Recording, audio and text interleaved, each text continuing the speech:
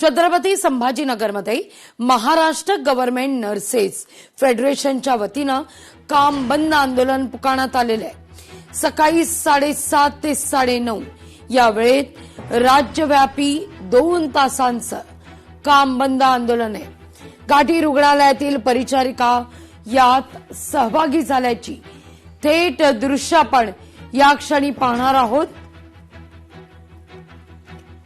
रिक्त पद भरणं, पदोन्नती, सुधारित सेवा प्रवेश नियम आणि आकृतीबंध मंजुरीच्या मागणी करता हे आंदोलन पुकारलं जात आहे। शासनानं दखल न घेतल्यास बेमुदत आंदोलनाचा इशारा सुद्धा देण्यात आलेला आहे।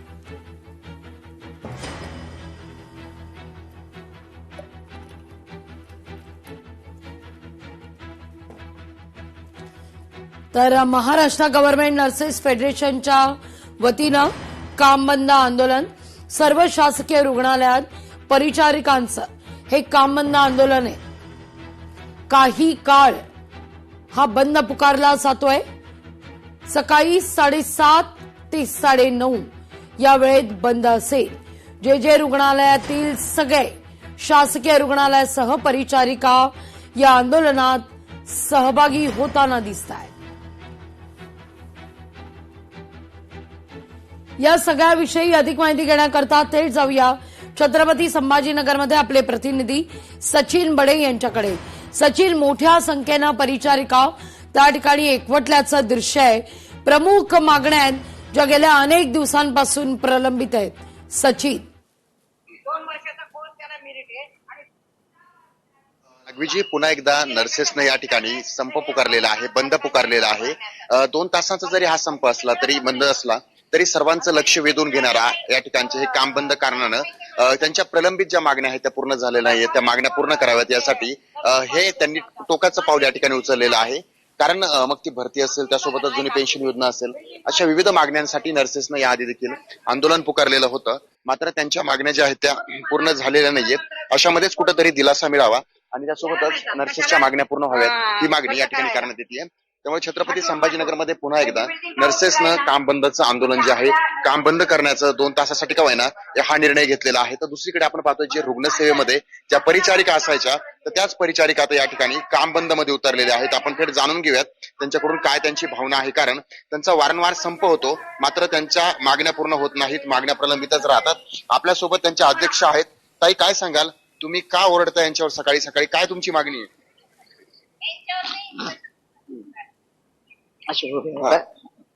मी यांच्यावर नाही ओरडत, मी प्रशासन आणि शासनावर ओरडते। महाराष्ट्र गव्हर्नमेंट नर्सेस फेडरेशनने आज 2 तासाचे काम बंद आंदोलन केलेले आहे आणि हे आंदोलन घाटीमध्येच नसून सर्व महाराष्ट्रामध्ये 2 तासाचं आंदोलन आहे। कारण आमच्या ज्या काही मागण्या आहेत त्याला चर्चेला वेळ द्यायला सुद्धा प्रशासनाकडे वेळ नाही आणि शासनाकडे वेळ नाही। 21 दिवसाआधी आम्ही निवेदन दिलेले, आम्हाला वाटत होतं चर्चेला बोलवते, चर्चेमधून काही प्रश्न सुटतात, काही सुटत नाही।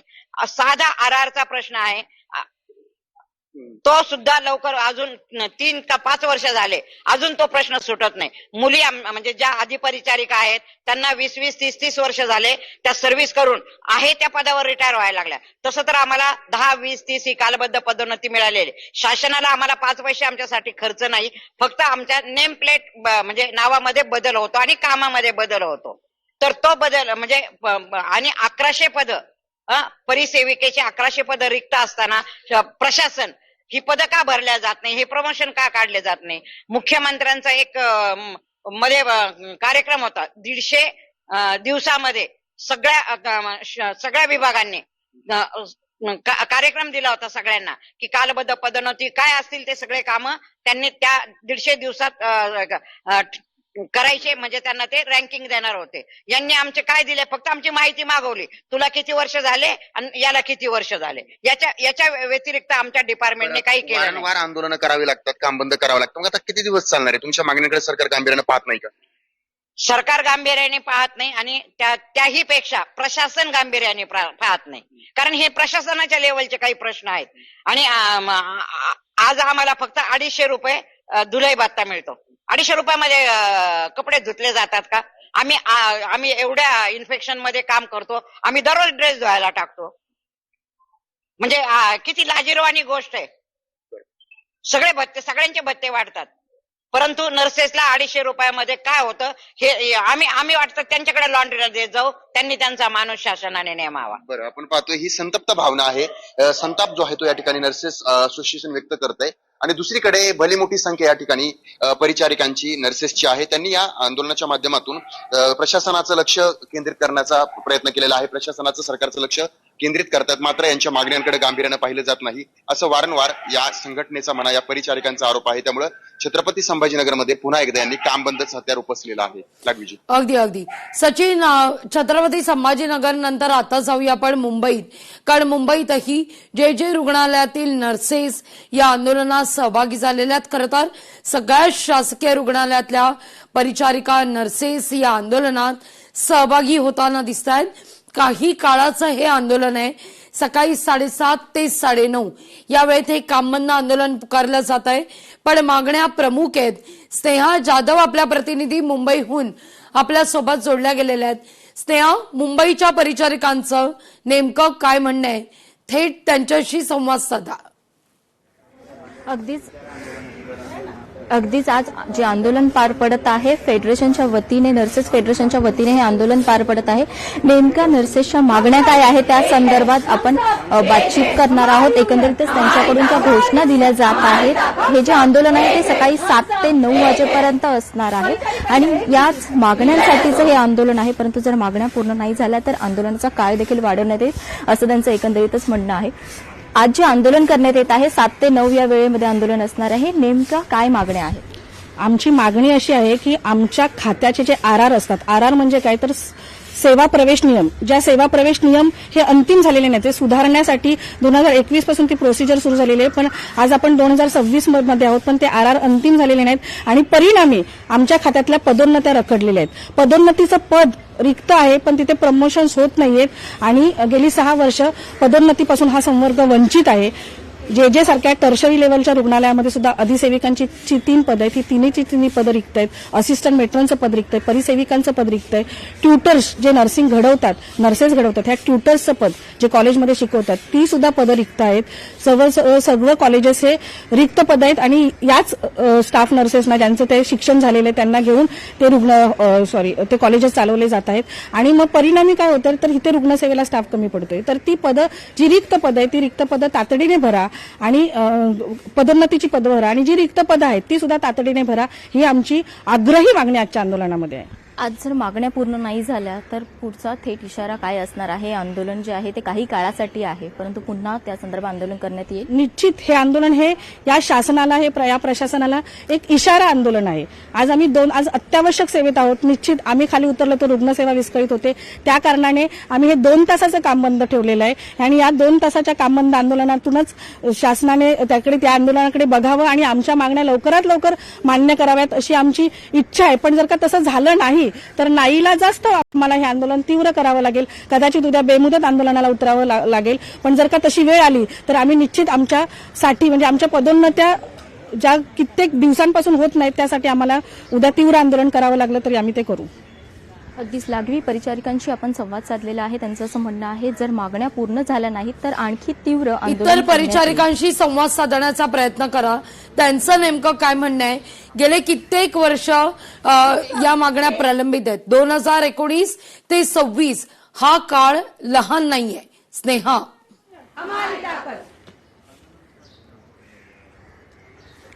गेल्या अनेक वर्षांपासून खरं तर हे जे प्रश्न आहेत ते प्रलंबित आहेत, तरी देखील त्याकडे लक्ष देण्यात येत नाही एकंदरीत.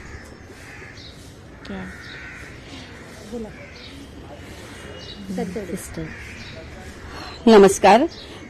आम्ही अधिपरिचारिका हे आमचं कनिष्ठम पद आहे आणि त्यानंतर पुढच्या लेवल सिस्टर इन्चार्ज आहेत किंवा विभागीय अधिपरिचारिका, विभागीय परिचारिका आहेत, नंतर असिस्टंट मेट्रॉन हे स्टेप आम्हाला गाठायला रिटायरमेंट पर्यंत येत नाही.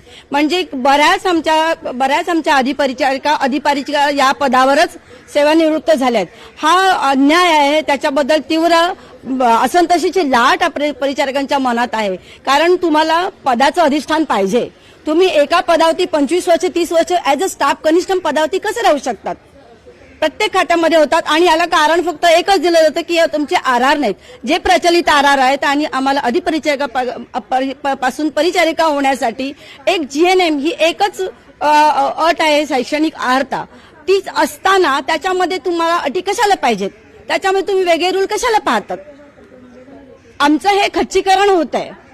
पदाचं अधिष्ठान नसताना आपण पद सांभाळू शकत नाही, आपण तिथे मेंटली स्टेबल राहू शकत नाही की मी 25-30 वर्ष आज कनिष्ठ पदावरतीच आहे. त्यामुळे हा असंतोष व्यक्त करण्यासाठी शासनाविरुद्ध आम्ही हे बंड पुकारलेलं आहे. हे 2 तासाचं आंदोलन केलेलं आहे. हे आंदोलन शासनाला इशारा आहे, हे इशारा आंदोलन आहे की त्यांनी आमच्या मागण्यांकडे लक्ष द्यावा. रुग्ण ही आमच्यासाठी सेंटर पॉइंट आहे, केंद्रबिंदू आहे आमचा रुग्ण. त्यांना विस्कळीत करण्याचा आमचा कोणताही हेतू नाही, परंतु शासनाने याची दखल घ्यायला पाहिजे. मायबाप सरकार आहे, ते आमचं पण मायबाप आहे आणि रुग्णांचं पण मायबाप आहे. मग त्यांनी आमच्या मागण्यांकडे दुर्लक्ष का करावा. अनेक आमच्या मागण्या प्रलंबित आहेत. आम्ही आज ही मागणी लावून धरलेली आहे, कारण कित्येक वर्ष हे पदोन्नती झालेल्या नाहीयेत, आमचे प्रमोशन झालेले नाहीयेत, त्यामुळे असंतोष आहे. 2 तासासाठी जे काम बंद आंदोलन करण्यात येत आहे, रुग्णांच्या सेवेवरती याचा काही परिणाम होईल? निश्चितच होईल, पण याची दखल शासनाने घ्यायला पाहिजे. आम्ही 17 जुलैला मंत्रालयामध्ये मंत्र्यांना आम्ही हे लेटर दिलेलं आहे. मग त्यानंतर त्यांनी आजपर्यंत आम्हाला चर्चेला बोलवणे, चर्चेतून प्रश्न सुटू शकला असता. आमचे आरआर का रखडलेत याचा आम्हाला काही सोक्षमोक्ष लागायला हवा. आमचे प्रमोशन व्हायला पाहिजेत ना. प्रत्येक खात्यामध्ये येतात, मग नर्सिंग कॅडरमध्ये का नाही? तुर्तास धन्यवाद तुम्ही दिलेल्या एकूणच या सविस्तर माहिती करता. 17 जुलैला खरं तर आपण आपल्या आंदोलनाचं पत्र सरकार दरबारी दिलं, अद्यापही चर्चेला का बोलवलं नाही अशी विचारणा सुद्धा या नर्सेसकडून होताना दिसतेय. लोकशाही मराठी ऐका, पहा, जागरूक रहा.